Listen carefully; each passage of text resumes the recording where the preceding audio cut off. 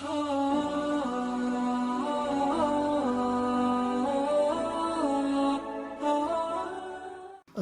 আলাইকুম ওয়া রাহমাতুল্লাহি ওয়া বারাকাতুহু। ভিডিও দেখে বুঝতে পারছেন আজকে আমরা কি তৈরি করব। হ্যাঁ, আজকে আমরা তৈরি করব চকলেট কেক। চলুন তাহলে শুরু করা যাক এই নরম তুলতুলে সফট চকলেট কেকটি। প্রথমে আমরা একটি পাত্রে 1 কাপের মতো ময়দা চেলে নিচ্ছি। তার সাথে 2 টেবিল চামচ কোকো পাউডার, 1 চা চামচ বেকিং পাউডার, পরিমাণ মতো লবণ, হাফ চামচ বেকিং সোডা। এই সবগুলোকে আমরা ভালো মতো মিশিয়ে চেলে নিব। তারপর এই মিশ্রণটাকে আবার ভালো মতো মিক্স করে নেব।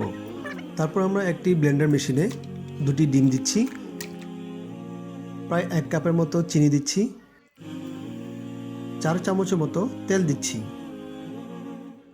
এরপর ভালো মতো এটাকে আমরা ব্লেন্ড করে নিব এবং খুব বেশিক্ষণ ধরে এটাকে ব্লেন্ড করব। আমাদের ব্লেন্ড হয়ে গেছে। এখন একটি পাত্রে মিশ্রণটি ঢালবো। তারপর এই মিশ্রণে এখন দিচ্ছি ভ্যানিলা এসেন্স এবং এটাকে ভালো মতো মিক্স করে নিব। এরপর আমরা এর মধ্যে শুকনো উপকরণগুলো অল্প অল্প করে মিক্স করে নিব।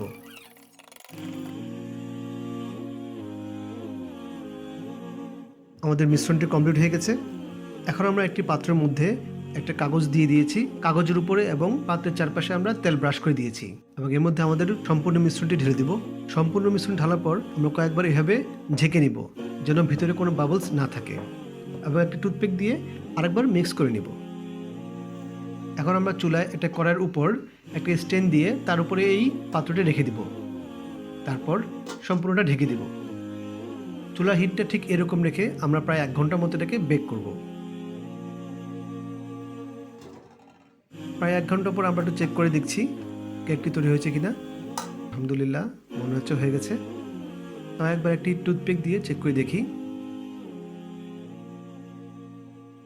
এই যে দেখুন, হয়ে গেছে। এখন চুলাটিকে অফ করে ঠান্ডা হওয়ার জন্য রেখে দিব। এখন আমরা এটাকে ঢেলে নিব। আলহামদুলিল্লাহ, আমাদের কেকটি ভালোই সফট হয়েছে। এখন এটাকে একটু কেটে দেখি। ধন্যবাদ আমার বউকে, যিনি আমাকে পুরো রেসিপিটি করার জন্য হেল্প করেছেন। ভালোই সফট হয়েছে। আশা করছি আপনাদের এই ভিডিওটি ভালো লেগেছে। যদি ভালো লেগে থাকে তাহলে অবশ্যই বাসায় একবার ট্রাই করবেন। আপনারা সবাই ভালো থাকুন, সুস্থ থাকুন।